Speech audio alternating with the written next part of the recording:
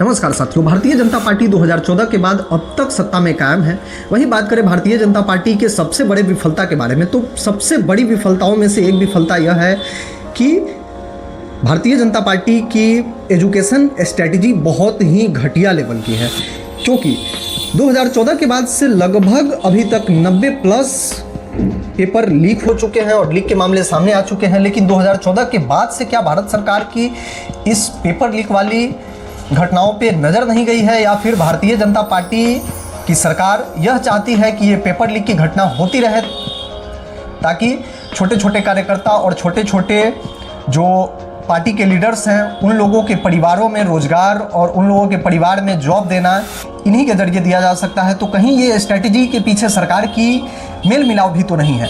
कई बार इस तरीके की घटना होने के चांसेस काफ़ी ज़्यादा लगते हैं, क्योंकि ये घटना सरकार अगर सुधारना चाह जाए कि ये सिस्टम में अगर बदलाव होना चाहिए तो कोई भी सिस्टम में बदलाव हो जाती है।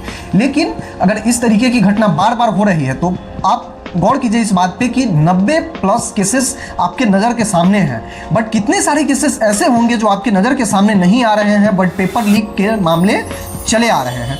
तो क्या सरकार इस चीज़ को नहीं रोक सकती है? बिल्कुल, अगर सरकार चाहेगी तो इस चीज़ को रोक सकती है। स्टूडेंट का एक ही मात्र भरोसा रह गया था,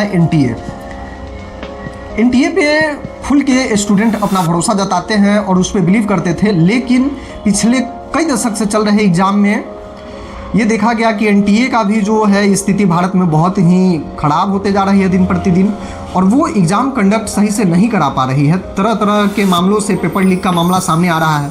तो कहीं सरकार से चुप कर एनटीए इस तरीके की हरकत तो नहीं कर रहा है? तो सरकार को ये जांच करना चाहिए। जो शिक्षा मंत्री हैं हमारे धर्मेंद्र प्रधान जी, उनको इस चीज़ पे स्पेशलिस्ट गौर करना चाहिए कि इस तरीके की घटनाएं क्यों हो रही है। क्योंकि बहुत सारी छात्रों की जीवन इससे जुड़ी हुई है। वो एक एक दिन कैसे काट करके पढ़ाई कर रहे हैं। उनका अगर एक साल का मेहनत अगर विफल होता है तो उनके परिवार से पूछिए उनका दुख। जो गांव में किसान बैठे हुए हैं और अपने बच्चे को शहर में रख करके पढ़ा रहे हैं, उनका दुख वही समझ सकते हैं। जो संघर्ष कर रहे हैं वही समझ सकते हैं।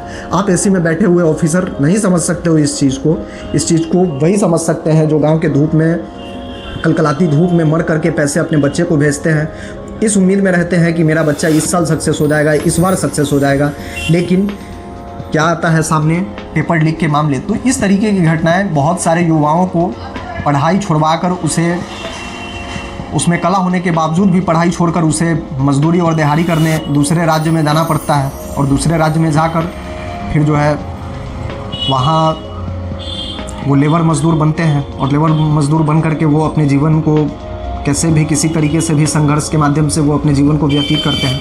तो इस तरीके की चीज़ों को सुधारने के लिए एजुकेशन में बीजेपी को बदलाव लाना होगा। अगर इस तरीके की हरकतें कंटिन्यूड होती रही तो फिर स्टूडेंट एक ही चीज़ से जवाब दे सकते हैं, क्योंकि हम बांग्लादेश और नेपाल जैसे तो झंझट है नहीं जो अपने ही देश को तोड़ मरोड़ करके सत्ता को उखाड़ फेंके।